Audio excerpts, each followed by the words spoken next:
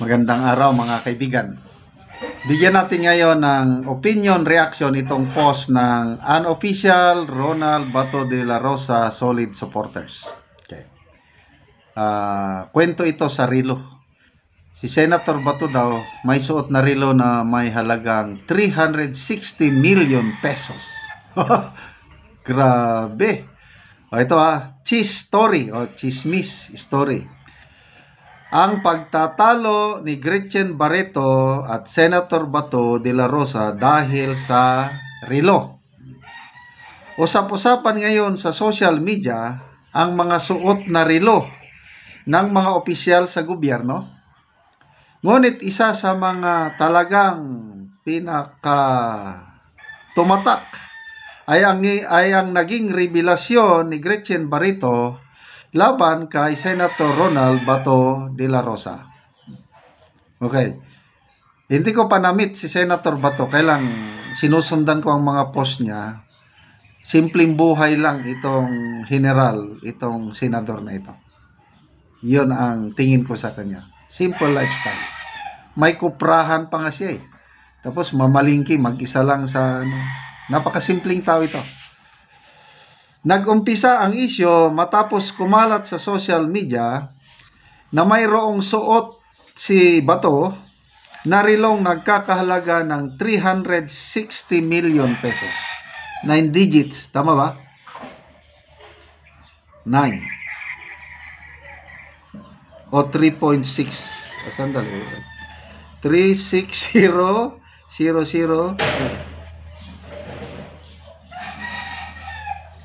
Tama, 306, 9 digits. Oh.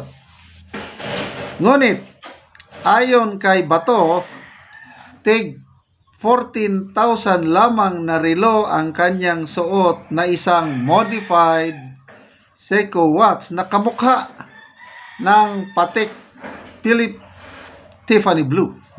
I-search ko nga mamaya anong itsura ng Patek Philippe Tiffany Blue. Ito siguro yung mahal. Napagkamalan ang suot ni Senator Bato, modified Seiko watch, 14,000 lang. Ayan, unang relo. Nadagdagan pa ito ng pagdududa mula kay Gretchen na tinatanong kung bakit kaya ni De La Rosa na makapagsuot ng mamahaling relo. Sa isa pang larawan na ibinahagi ni Gretchen ay makikita si Bato na mayroong suot na relo na tila kaparehas ng isa pang luxury watch. Ang mahal ng relo ni Bato. Ito yung post ni Gretchen. Ang mahal ng relo ni Bato. Saan kaya nanggaling yan? My God! A senator has that watch?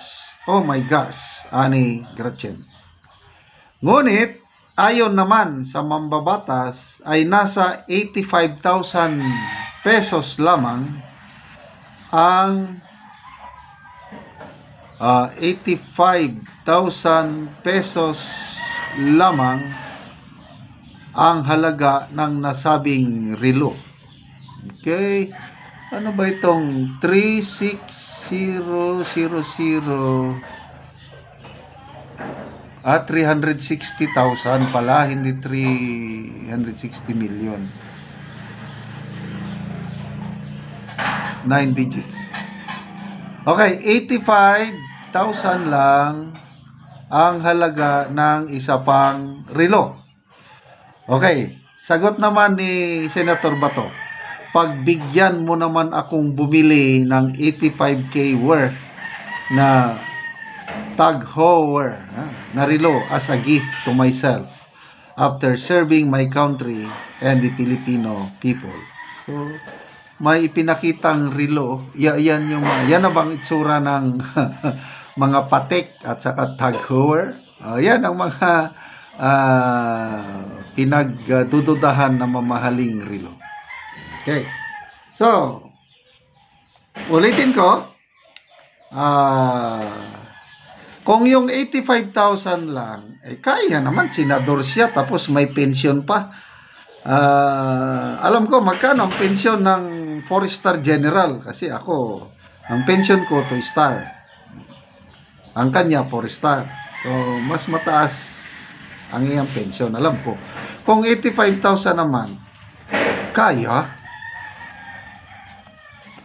Ulitin ko, simpleng tao lang ang hindi ko pa na-meet personal, but yung mga post niya sinusubaybayan ko. Kaya, very happy ako na mayroong isang bato na nag-serve sa ating kapulisan, PME graduate.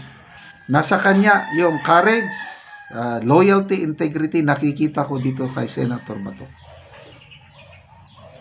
Kaya yung mga akusasyon na ganyan, siguro pang distract lang sa issue. Kasi nga, di ba si Gretchen Barreto may issue tungkol sa kanya? Magbasa lang tayo sa mga comments, ano? May Mama, binabaling lang ang usapan para di mapag-usapan about sa sabong na kinakasangkutan niya. Yun. Malu, kala siguro ni Gretchen siya lang pwede bumili. Julie Antonio, masyado kasi siya matapobre. Kung pwede lang siya lang meron tulad ng owner ng building noon sa elevator, sila gusto niya lang sakay at palabasin. Di niya alam yun, owner ng building. Ay, grabe. Okay, speaking of relo, okay? Okay, may relo akong ganyan, oh. Ano ito? Smartwatch ito. Nabibilang niya yung number of steps ko per day. Magkano ito? Nabili ng ukay-ukay. $4. Nabili ng anak ko sa US. Yan lang. $4. Yan ang aking relo. Kaya lang, ganahan ko. So, again, ang buhay natin is not defined by our possessions. Lahat kasi ang mga ito mawawala. Ano ang importante? Malala ko isang saying na only one life will soon be passed. Only what's done for Christ will last. Sabi pa ng Biblia, huwag kayong mag-ipon ng treasures on earth where moth will destroy and thief will steal. Lay up for yourselves treasures in heaven where moth does not destroy and thief cannot steal. So, relo, pwede na yan. Okay. Mga damit ko, okay. Except this one.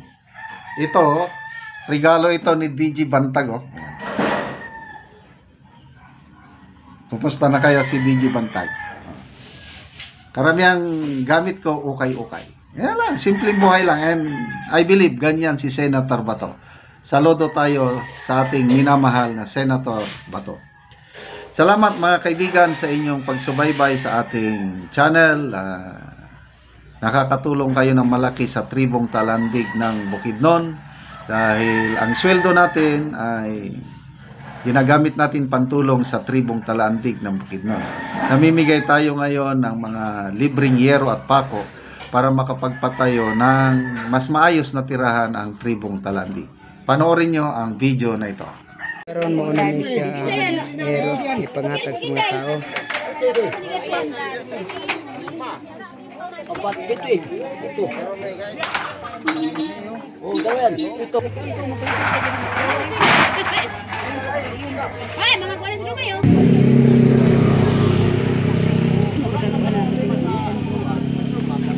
Yang nga kapalista Pensitan wins pa.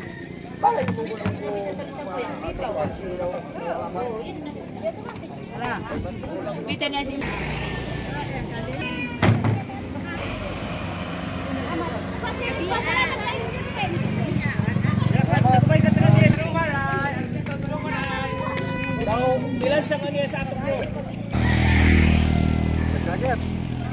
Salamat sa sen. Salamat sa naghatag.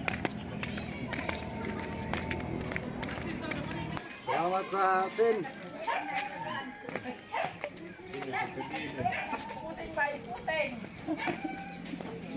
Oh, baru tu. Ini, baik tunduk dah.